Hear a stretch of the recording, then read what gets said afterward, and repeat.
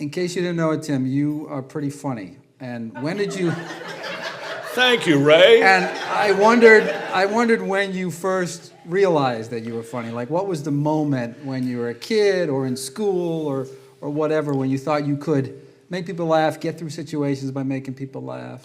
Well, my sister's in the audience tonight, so she will debunk any of this, but she knows this is true. Things in our home growing up in the 50s and 60s were pretty weird. The 50s and 60s were pretty weird. I mean, it was the Cold War, and then it was the hippie generation. It was everything. It was a lot of people not knowing what to say or do. And like a lot of people who end up being humorous, end up being comics, I was the class clown, and I provided comic relief in situations, and I could kind of distract from whatever wacky thing was going on, and sort of, and that you'll find that a lot of people that end up doing this for a living have some kind of a backstory along those lines. But I also realized quite quickly, in the little town of Boothbay Harbor, which was a little town back then, it was just kind of a fishing village. It's gentrified considerably since then. But you know, they were like, I went to kindergarten, graduated from high school with the same 43 kids. You know, so it was like a little. You know, everybody knows everything about everybody. It's not accurate, but they know it, and it's very.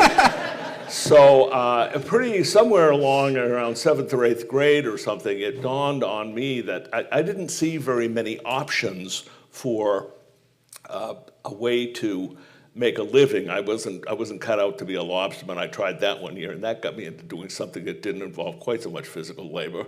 But I found I had this aptitude and this ability. I could make people laugh, and I could sing and play guitar and crystal. And actually, honestly, Ray, the first, it was like, okay, when did the Beatles come? 63, 64, they came to LaGuardia, right? And so I was 13 years old. And they were grown-ups. They were in their 20s. They were like adult men, right? I was a kid. And I'm looking, and this was, and I don't know if you even remember what it was like on television in the 60s, but it was very formulaic, very prescribed, everybody standing straight and holding microphones. And, you know, the saying to John Lennon, how do you find America? And he says, turn left at Greenland. And I'm thinking, it's a gig. So that was kind of the beginning. And then I played in bands. I moved to Portland in '69. I played in a lot of bands around here, the Dubious Brothers and others. But the bands were so bad, and nobody could figure, and everybody was so stoned, they didn't know how to tune their guitars or what to play, and the Iron Horsemen were beating people up in the back of the room and stuff. So I had to just run my mouth just to kind of keep everything moving along. So I cut my teeth on, you know, so places like Joe and Nino's Circus Room. And wow. Yeah. Okay, give an example, humor telling on myself. I recorded in 1989, I was in Caribou, Maine, and they had just built the new Performing Arts Center at the high school, and I was the first act. I recorded, and it was so, okay, it was sold out, but it was a benefit for the local fire department. It says right on the wall, seating capacity 840. They sold 867 tickets, but they're the fire department.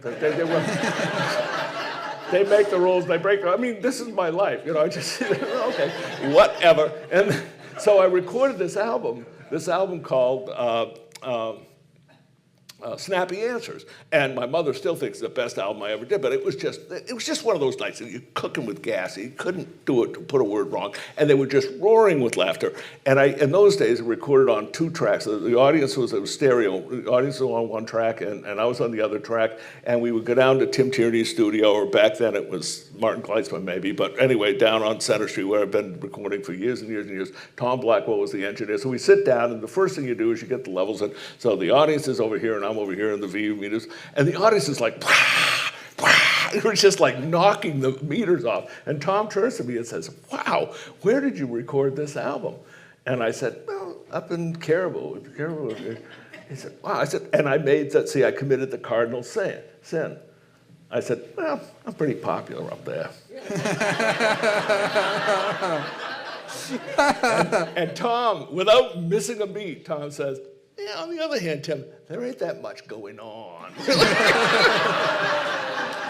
You're talking about Maine humor as puncturing pomposity, and I know you're a student of Maine humor and sort of people who told stories before you.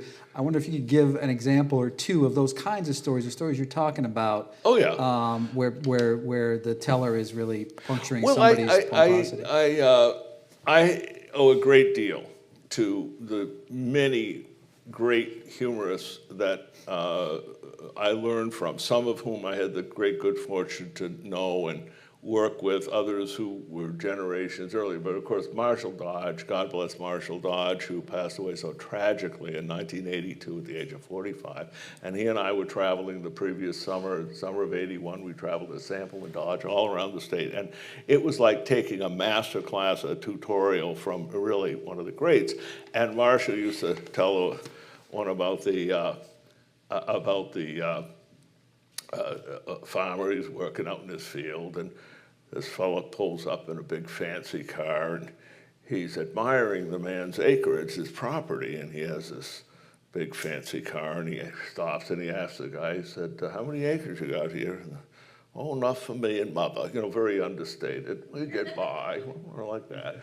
And, but the fellow said, well, I come from Texas, and where I come from, he said, I got a spread.